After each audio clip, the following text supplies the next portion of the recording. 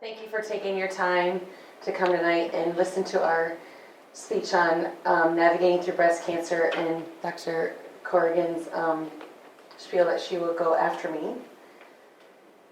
So a lot of you are wondering, what is a navigator? A nurse navigator is someone who helps a patient move smoothly through the system, receiving standard of care that is efficient and effective. We also enhance patient safety and deliver quality of care and services. Our goal of a navigator, set by the National Consortium of Breast Centers, save lives of women who are newly diagnosed with breast cancer in a timely and efficient delivery of breast care services through quality and excellence in the navigation of breast patients through their imaging and their cancer care treatment. Dr. Harold P. Freeman was the founder of the navigation program. In Harlem, he noticed that there were a lot of barriers to women getting screened and not being diagnosed with cancer until it was a little too late. So since then, the concept has evolved, and now we're able to help individuals across the entire healthcare curriculum to prevent, detect, diagnose, treat, and even prepare for end of life. Our core principles as a navigator is inform the patient about the need for certain exams, provide those exams in a timely manner, eliminate any barriers that throughout the entire curriculum that may come about so they can get a timely diagnosis so we can get treatment started quickly. Some examples of barriers include financial, transportation, cultural, communication, race, age, public education. Education's huge. Fear and anxiety. A lot of women hear the word cancer and their ears shut off and they don't hear anything else that the doctor's telling them. So I try to be there with them through their appointments to help them explain what the doctor said. And so I can write down notes. So later when the woman's like, I know I have cancer, but I don't know what the next step is. Well, I was there. I'm available. I will talk through with you what the doctor discussed and reiterate what he said to be there for you as your cheerleader. The role of the nurse navigator is to ease the burden of the cancer treatment that's put on the patient and the family. I help coordinate the efforts of the medical team as well. I help you understand your diagnosis and give you what available treatments are. I guide you through the healthcare system and help coordinate care with all members of the medical team. I help you and your family connect to community resources, and I help you keep track of and find ways to get to your appointments. There are many benefits to a nurse navigator. We can improve efficiency in the delivery of care, increase patient satisfaction, reduce physician time with the clinic and phone calls from the physician to the patient and vice versa, ensure continuity of care and coordination of that care, eliminate barriers, quality control, track data for quality measurements, and improve clinical quality services. This is how you can get in contact with me. I am available after hours for my patients that I'm established with, and I do have one in the room I would like to recognize. We are going to do her journey together. She's diagnosed stage 1, as we know right now. And we're going to get through this. And she has her support team with her family. So I will be a part of that journey with you guys. So thank you. Erica? Yes? Can you tell them about some of the things you give out to some of the patients? Sure. And maybe some examples of how you've helped, like with Gina, when she called and had the issue with the... So for example, what Joan's referring to, I had a patient who had surgery and she had a JP drain and it got clogged. And she called her physician, left a message, couldn't get a hold of the physician or the nurse. Well, they were in surgery. She didn't know that. So she was getting ready to go to the emergency room. Instead, she called me and said, frantic, it's not draining, it's going everywhere, I'm having pain, what do I do? I'm going to go to the emergency room. I said, no, let's rewind a little bit. Tell me what's going on. So I walked her through the process of unclogging the drain, because I was a surgical nurse, so that helped. And I was able to walk her through that at home and prevent an ED visit, which is a huge cost to her and the fear of the unknown. And I was also able to call Dr. Schmezel in the OR, tell him that, this patient's having a little complication at home. She just needs a little more reinforcement that everything's going smoothly. She got a little scared. We were able to work her in that afternoon just to kind of talk her through her process. So we prevented an ED visit, which is huge. Another thing that Joan was referring to is when a patient is diagnosed and I start my journey with them, we give them a journal, a binder that is sponsored by the Health Foundation. And what that is, inside, there's a planner inside, a journal where they can write down notes. Because like I said, your ears shut off, you need to write notes down what the doctor's saying. And doctors will also write in this. And then there's tabs for when you're first diagnosed, all medications that you're on, procedures that you had, your radiologist, and your, if you have to have radiation treatment from Northern Illinois Cancer Treatment Center, they write in there as well. So the resources and the environment that I work closely with are Home of Hope and Northern Illinois Cancer Treatment Center for radiation. So, any more questions? Well, thank you. As Gina mentioned, I'm Dr. Corrigan. I'm one of the diagnostic radiologists at CGH Medical Center. Welcome, everybody. So my presentation today would be about breast health. This is an outline of what we're going to try and cover today. So we're going to talk briefly about what is breast cancer, what are the risk factors, what are signs of breast cancer, what can you do, what tests are available for early detection of breast cancer, and what can we do as an imaging center for you. Breast cancer is the most commonly diagnosed cancer in women, with 220,000 women diagnosed every year in the United States, and it's the second leading cause of death after lung cancer. 1 in 8 women will be diagnosed with breast cancer in her lifetime. This is just a diagram that shows the breast. This is a frontal projection, and this would be a sagittal or a side view of the breast. And here, as you can see, if we go from the right to the left side, we can see the ribs and then the muscle, the pectoralis musculature. Then we're seeing this oval structures, pink, which demonstrate the breast globules, which connect through the ducts, which ultimately drain into connecting to the nipple. Then we have the overlying skin. It's important to have an overview and a general idea of the breast anatomy, because this relates closely with the different types of cancer that can develop in the breast parenchyma. Also here, as we see in the frontal diagram, we are seeing this, the lymphatic system, so the lymph nodes and the lymph ducts, which are the major pathway of spread of cancer outside of the breast. What is breast cancer? Like any other cancer in the body, it's an abnormal proliferation or growth of cells which happens secondary to alteration of the DNA or our genetic material. So the abnormal cells grow and invade and damage normal tissue.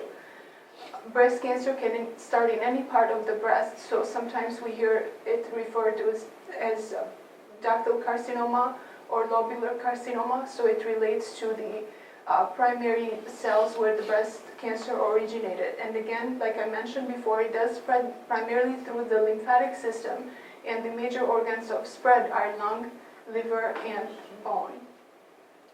What are some of the risk factors that contribute to breast cancer? Certainly a lot of these risk factors that we see on this slide, we cannot control. The fact that we are female. Age is also a well-established risk factor, and with increasing age, there is an increase in the incidence of breast cancer.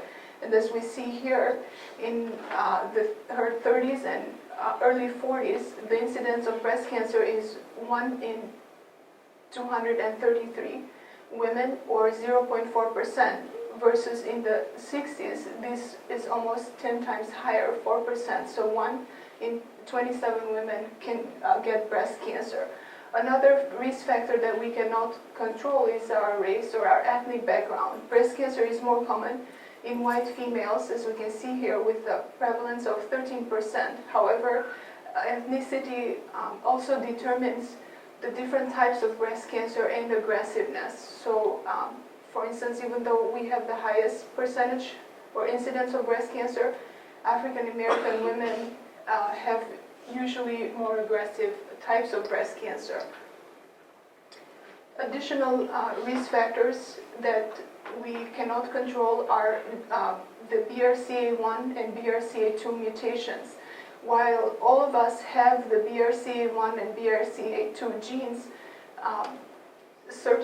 some women have inherited a mutation which places them at a significant risk of breast cancer. So as we can see here, 65% risk and 45% risk respectively in their lifetime versus the general population, the lifetime risk is 11%. And also what's typical, these women are much younger, so they are in their early 40s when they are diagnosed with breast cancer versus the incidence in the general population of 61 years of age. It's important to notice that even though sometimes we hear a lot about the genetics of breast cancer, only 5 to 10% out of all cancers are actually inherited. So the majority of them, 90% of cancers just happen. There is no reason why that happens. They are so-called sporadic. Additional risk factors for breast cancer are family history, a strong family history of first-degree relatives with breast cancer, which would be mother, sister, or aunts, and especially if they were diagnosed in young age when they were premenopausal. Personal history of breast cancer is an additional risk factor. A patient who is diagnosed with breast cancer has a 3 to 4 times increased risk of developing new breast cancer in the same breast or in the contralateral breast. Additional risk factors would be radiation therapy to the chest in a young age, before 30 years of age. Sometimes patients in the 60s and early 70s were exposed or were given DES or diethylstilbestrol, which is a synthetic estrogen, which has been associated with an increased risk of breast cancer. And dense breast tissue itself is a risk factor for breast cancer. And again, it has to do with the more glandular components than the fatty component of the breast. And it further complicates the issue because, as we'll see later on, dense breast tissue makes it difficult for us as radiologists to detect tumor. So here I just put a diagram of the different types of breast tissues that we see as breast imagers. And BI-RADS is a breast imaging reporting and data system, which is what we use in mammography to report the mammograms as well as outline the recommendation and the treatment plan for the patient that is recommended on imaging. So here, as we can see, there are 4 types of 4 categories in how we classify the breast parenchyma. As you can see here, this breast has more radiolucent or darker composition overall, and as we go to the right, we can see that it becomes more white centrally, and this white area that we see here, that's actually glandular tissue, versus the lucent area here that is predominantly fat.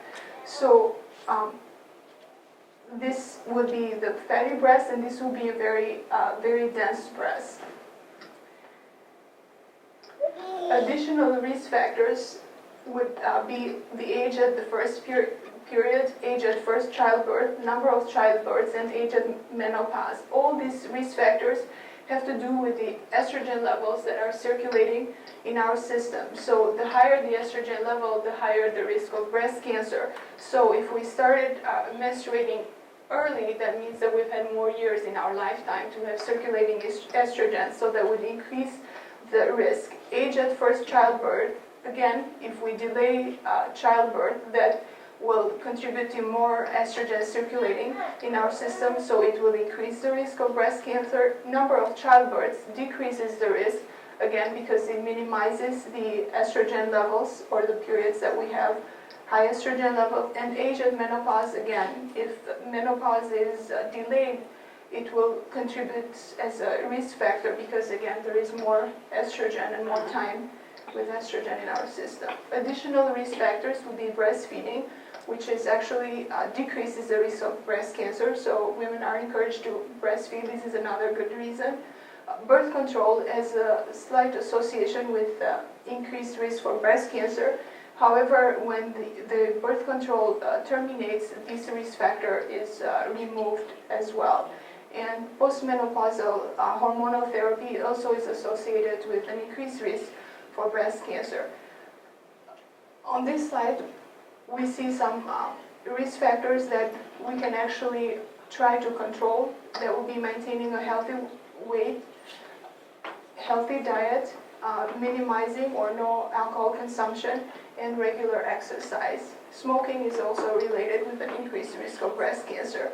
This is just a website, easy to remember, www.cancer.gov, where you can fill out a questionnaire with all the different risk factors that I mentioned, and it will give you an idea where you fall with all these risk factors. Are you really high risk, which would be greater than 15 or 20% for breast cancer, because that would determine the different types of screening that you'll have to do. So what are some signs and symptoms of breast cancer?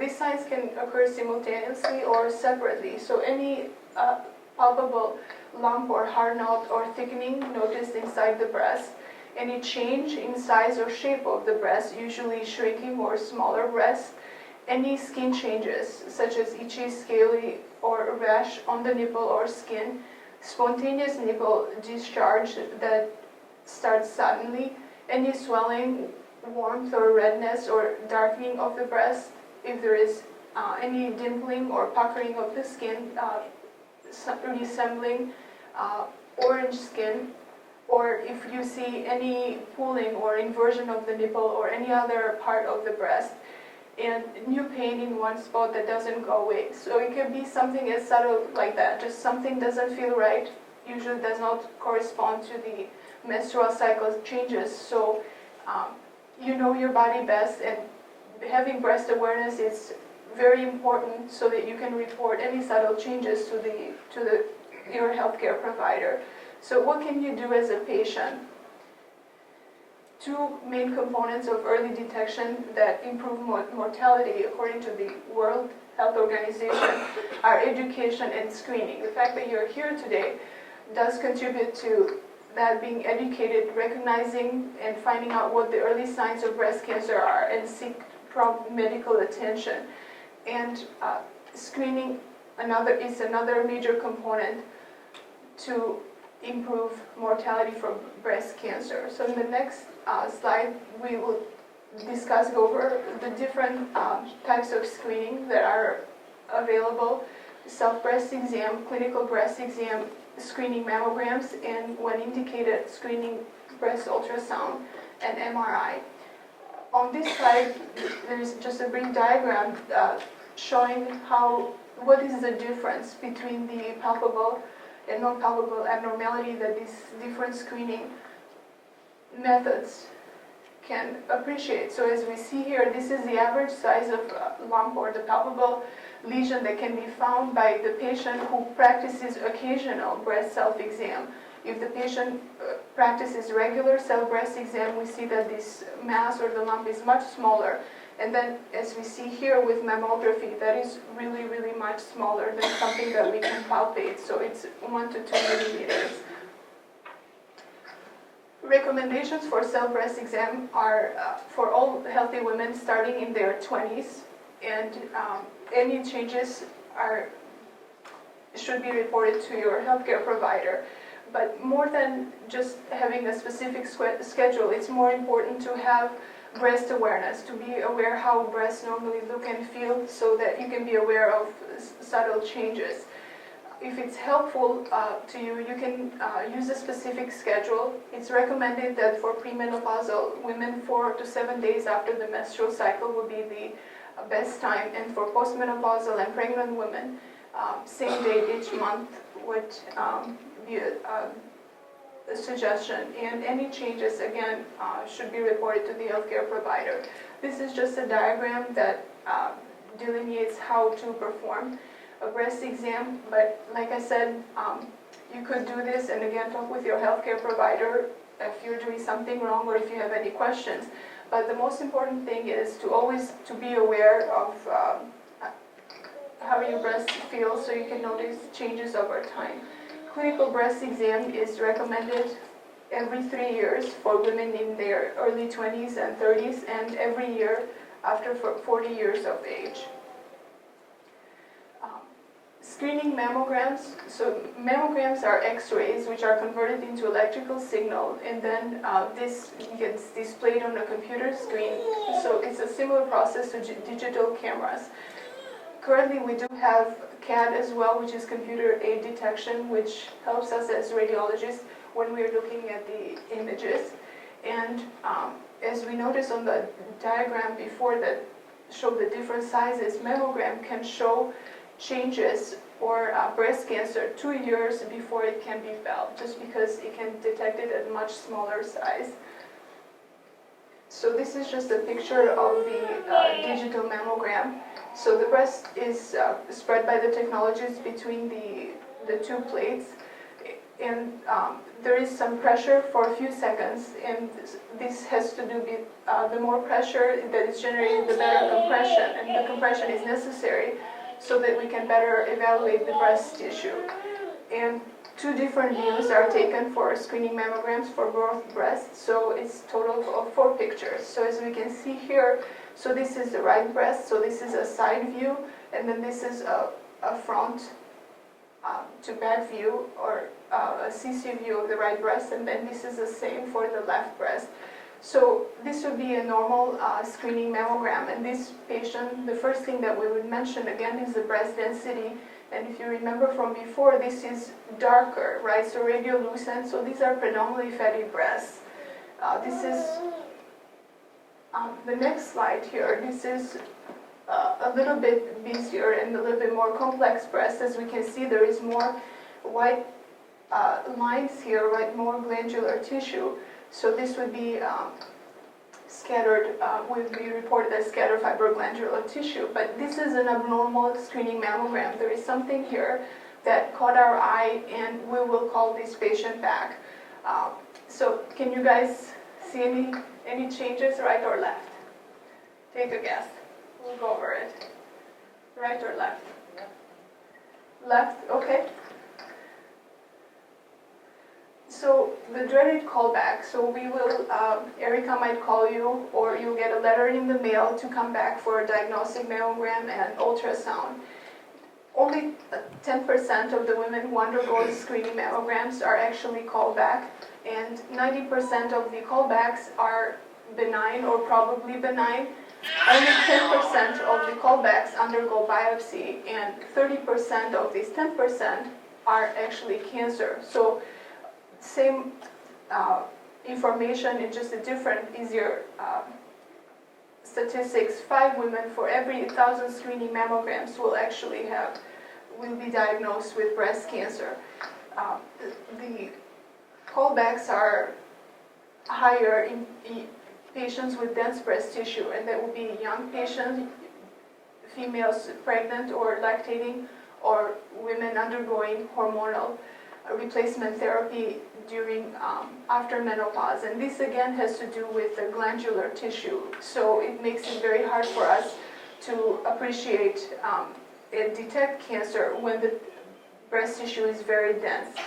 And calcifications, tiny deposits of calcium, that can be benign or malignant, and sometimes these are not well seen on screening mammograms versus the diagnostic mammogram. It's like a magnified shot, so it allows us to better assess these calcifications. So that might be a reason why the patient is called back. So this is our patient from before, and this is how her tumor looks on the diagnostic mammogram. So as you can see here, we have a compression paddle which is spreading the breast tissue away, and then we really do see this cancer stick out. So just to go back for you guys here, so we do see it, and this is a lesion here. So again, it's very hard to differentiate, right, from the normal dense breast tissue. So that's why if it's a fatty breast, it looks like that. It's very easy to see this small lesion or mass stick out. So again, patient will undergo subsequent surgical treatment. The recommendations from the American College of Radiology and American Cancer Society as of Tuesday, where that all women starting at age 40 should be getting regular screening yearly mammograms. It's best that these are done at the same facility, or if it's performed at different facility, to bring examinations, because they are very important for comparison when we look at and report the mammogram.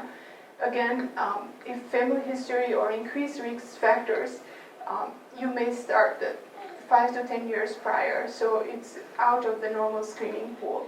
And we usually read the mammograms within 1 to 2 days, and the results do come in the mail in 1 to 2 weeks, and no later than 1 month. This is mandated by legislation.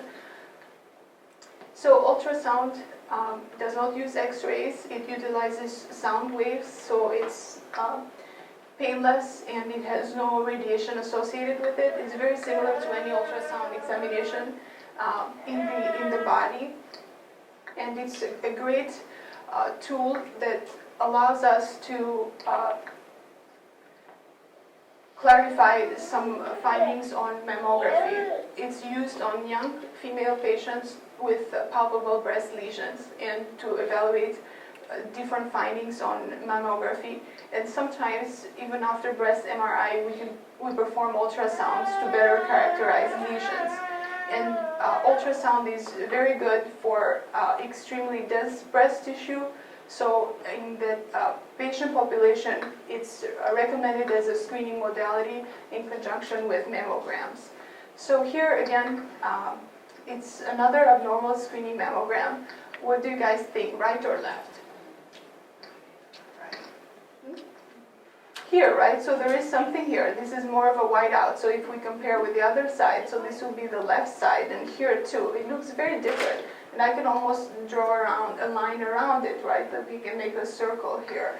And we see that the patient has had prior biopsy in this area. So again, this patient will be called back to clarify, is this a mass here, it's a cyst, or what's going on? So she will undergo a diagnostic mammogram and ultrasound.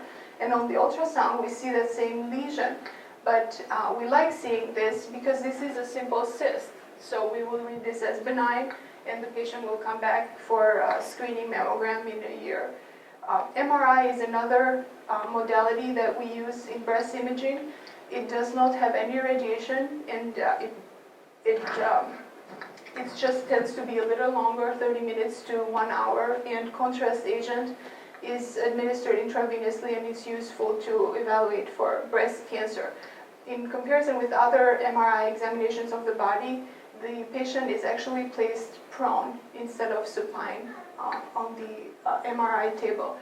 MRI is a very sensitive exam, which means that it detects cancer. It's very sensitive for breast cancer, but also for other lesions. So it does have a higher association and predisposes to more biopsy because it's such a sensitive exam. However, it is a great tool for screening in extremely high-risk young patient, where again you are dealing with the dense breast tissue, so MRI can help, and it's a better modality than mammogram in that setting. It's very useful in patients who are diagnosed with breast cancer in one breast to evaluate the other contralateral breast, and it's also very useful in breast implant evaluation. So here, this is just an MRI picture from the literature, and as we can see here, it's very easy to spot the cancer in this patient when we compare with the other. And again, it's very white, that's enhancing because contrast was given. And here we see that breast is actually smaller when you compare with the other breast, and then there is some skin thickening here when we compare with the other normal skin in the other breast.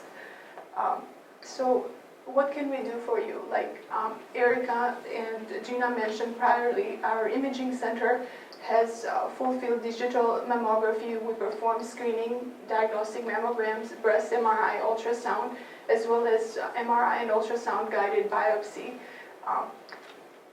And in addition to this, we have a very good relationship with the oncology, radiation oncology, surgery departments to make sure that there is prompt continuation and quality patient care. And Erica, it's definitely a great addition to our team to follow up with the patient and make sure that this process goes as smoothly as possible for them. I just want to stress out again that early detection is critical in beating breast cancer. So using all those screening modalities in conjunction is very important. Again, practice what you know, eating healthy, exercising, limiting alcohol intake, and smoking. It's very important to know your family history, risk factors, and breast density, because this will determine how often and when you should be screened. Participate in early detection with breast self-exam, clinical breast exam, annual mammography, and encourage all women in your life to do the same.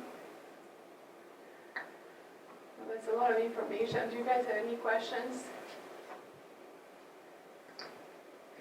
I do want to stress out that as a radiologist, I do emphasize annual mammograms starting at age 40. However, as of this Tuesday, the American Cancer Society has updated recommendations, and they do recommend starting at age 45. However, again, they say that mammograms should be available at all women starting at age 40. So they are very light recommendation, and I think if you carefully review the scientific literature, there is strong data that mammograms save lives, and early detection is the best that we have in curing breast cancer and improving survival at this point. Despite the improving surgical and chemotherapies, still the best way is to detect cancer early. The smaller the size, the higher chances of survival. Well, thank you all for coming. Yeah, sure.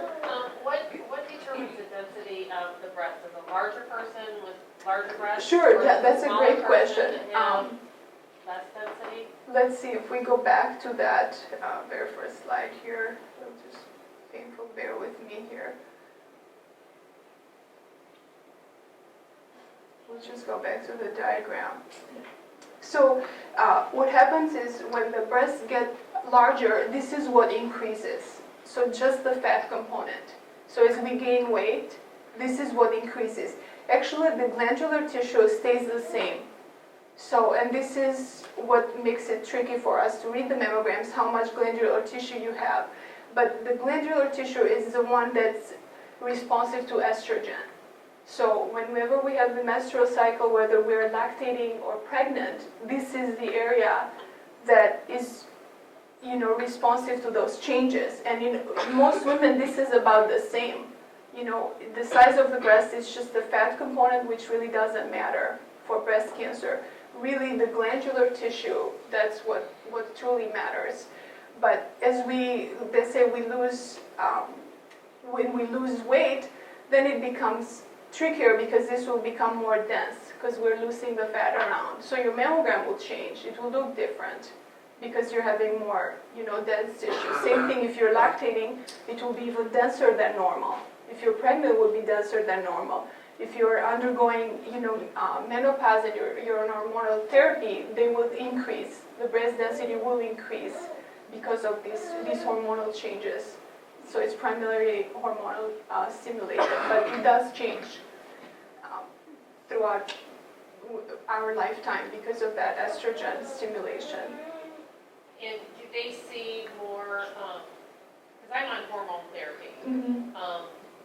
but it's only the estrogen. Mm-hmm. It's not the progesterone. The So it's not progesterone, the sure. two together. Right. Which- It does have an association with breast cancer. Both those, and even the birth control. Birth control just a little less than hormone replacement, but they are associated with a higher risk. Mhm.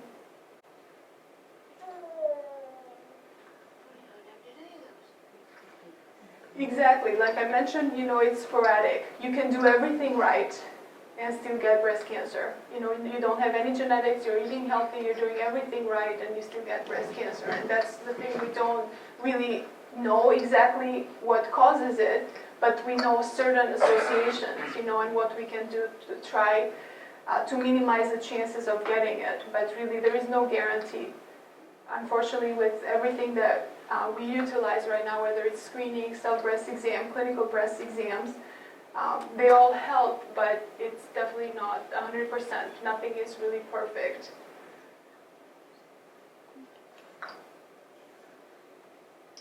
Is it very common for FNPs to overlook, the palpable portion of getting checked?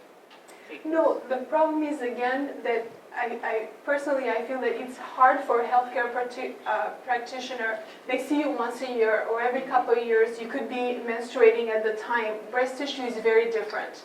So that's why I feel like the best way is for women to do that every month, because then you're more tuned to really what happened a month ago instead of somebody who examines you a year or every 2 years, Certainly it's of benefit because if they, palpate something, then you would come and get imaging for a mammogram. But most of the time, there's just some glandular tissue that sticks out, But still, these are the only screening ways we have, so it's worth to try everything. But personally, I believe in having the breast awareness because we've had patients that it just feels different. I mean, they don't have a lump. They're like, it just feels different. It feels heavy. It's just not right. My right breast is not right. And sure enough, we don't see anything in a month or two. In 3 months, we see something.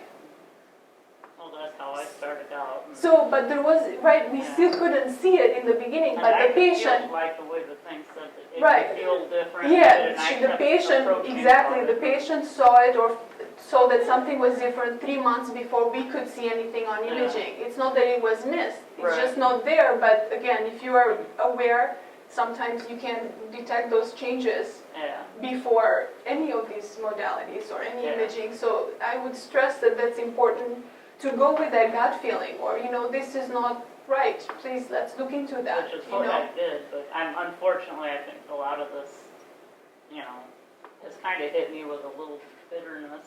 And I'm trying not to do that, but I'm only human. But, that's what bugged me, because I kept going back and back and back Exactly. until after a year had passed. And then the surgeon said, oh, it's an aggressive cancer, we gotta... Right. And I was like, well, I was trying to be on top of it, because I knew there was something wrong. It's and they not weren't perfect, picking like it I up. said, all these Yeah, screening and that's the things thing, are there's not... no absoluteness in Exactly, life. right. So But if we it's- had a guarantee that this would Yeah. work, if you did this yearly, then you would be Right. breast cancer free. Right, There is no such a thing. We can just all try, Mhm. to implement yeah. what we have available right now, but none of these modalities are 100%. Even mammography, it's the best we have right now, Right. but it's not 100% because, like we mentioned, it's limited by the dense tissue. And human error, of course. Right. We are not perfect, And then also, too, you everything. just don't know why some of these occurring, like you said, like 90% of them, you don't We know. don't know Because like, I exactly. had no family history or anything. All I had was, what's the something's weird, something's different, and then Right. the finality of, oh, that's what it is. But, that's just, I do hope a lot of women do a lot of self-breast exam and do jump on it when they go, Exactly. Not just go, I'll check on Right. it later and forget, because it's just too easy for it to happen. Right, and it's a lot of Like that. anxiety, and we understand that coming in, the white coat and having to do the mammogram, it's not easy, the pressure, the discomfort. But really, if you think of that, what will happen if you don't do it and Right, getting that would be a cancer? lot That more really painful. exactly. Definitely. So it's we all have that we try to, oh, it's nothing, Right, it will we get think better. we know our body, Yeah. but yeah, then sometimes when it's an awkward feeling, we don't jump on it and check it. Right when away, we need to right, anymore. right. How likely is it for women that, like hormone therapy, I was on at a very young age because I had to have hysterectomy at a very young age. I'm sorry? How high of a chance is it? Because I know a lot of the hormone therapy they give women is not till like after 45, 48 years old. But Mhm. what if you're put on at a very young age, is due to prior cancer and having to have a hysterectomy at a very young age? What is that percentage like for people Again, that... it does not have like a 1-to-1 or 1-to-2 correlation. It's just, it's known that because of the estrogen effect on the breast tissue, but I mean, you would assume because you had it more, maybe, but there isn't really any data to really pinpoint and say that, yeah, you are 5% more likely. than somebody who started at 50 years of age. It's just a general, association with estrogen exposure.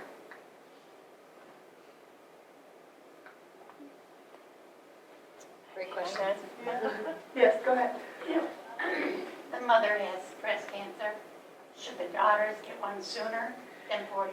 Again, it depends on when the mother had breast cancer. So if that was premenopausal, yes, usually the recommendation is 10 years prior to when the mom got breast cancer.